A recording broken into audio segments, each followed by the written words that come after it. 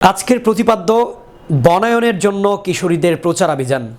এই প্রতিপাদ্যকে সামনে রেখে আজ 23 নভেম্বর বিকেল 3 ঘটিকায় উপজেলার বাঁশবাড়িয়া ইউনিয়নের দক্ষিণ বাঁশবাড়িয়া ইসলামিয়া সরকারি প্রাথমিক বিদ্যালয় হলরুমে আনুষ্ঠানিকভাবে বিভিন্ন প্রজাতির গাছের চারা বিতরণের শুভ উদ্বোধন করা হয়েছে।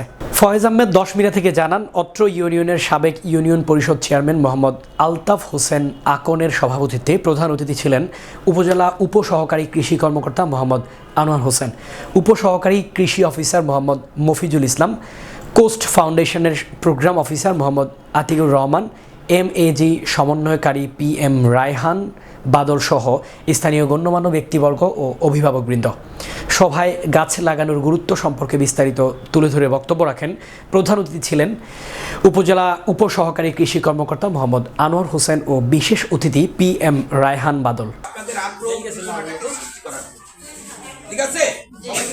এই গাছ থেকেই পাইব, আর যদি না করেন তাও তো আর পরিচর্যা না করলে কিন্তু হবে না। গাছ আমাদের মানুষের মৌলিক মানবিক চাহিদা হলো 5টা। অন্ন মানে খাদ্য, বস্ত্র মানে এই যে পোশাক পরি, চিকিৎসা এই যে ওষুধপত্র বিভিন্নভাবে খাই, শিক্ষা এবং বাসস্থান। আপনি যদি বাসস্থান করতে যান তাহলে আপনার কাঠ লাগে কি লাগে না? ইদানিংকালে যে এই যে ইমারত তৈরি হয়েছে, ইমারত করতে গিয়ে কিন্তু কাঠের ঠেকনা দেওয়া লাগছে, সেন্টারিং করা লাগছে, দরজা জানালা ফার্নিচার সহ অন্য সবকিছু কিন্তু কাঠের। তাহলে খাদ্য আসে গাছ থেকে। আমরা ফল পাই, কোনো গাছের ফল খাই, কোনো গাছের মূল খাই, কোনো গাছের ছাল খাই, কোনো গাছের ফুল খাই। খাদ্যের সংস্থান করে গাছ।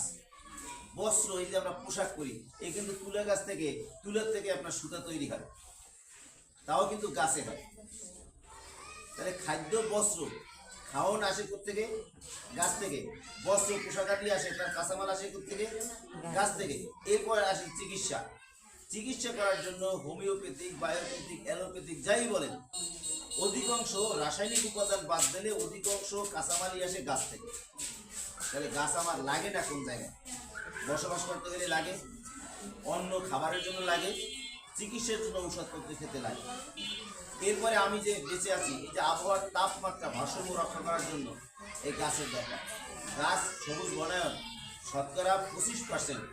100 কানি জমি যদি থাকে তার মধ্যে 25 কানি জমি থাকতে হবে গাছের বাগান। আপনার আমার পরিবেশ সুন্দর রাখার জন্য, আপনার আমার স্বাস্থ্য টিকে রাখার জন্য, সুস্থ থাকার জন্য। এই যে সূর্যের তাপ নিয়ন্ত্রণ করে এই গাছ।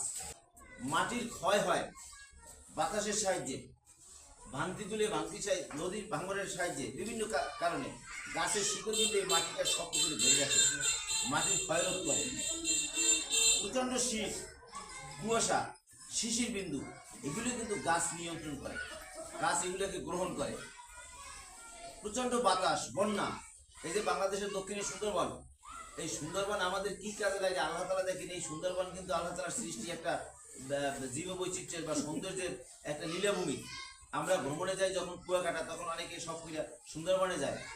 দক্ষিণের সাগর থেকে যখনই সবচেয়ে বড় ঘূর্ণিঝড় শুরু হয়, তখন কিন্তু সুন্দরবন সেখানে বেষ্টনী দেওয়া গাছ।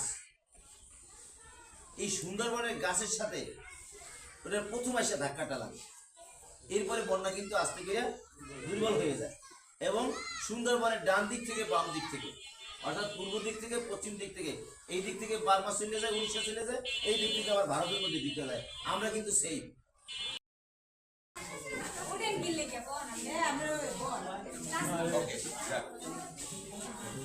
আপনি দুই সিটের মধ্যে ঢোকেন না, আর রিপোর্ট যাইবে না। এই মোট কতজনে পাচ্ছে?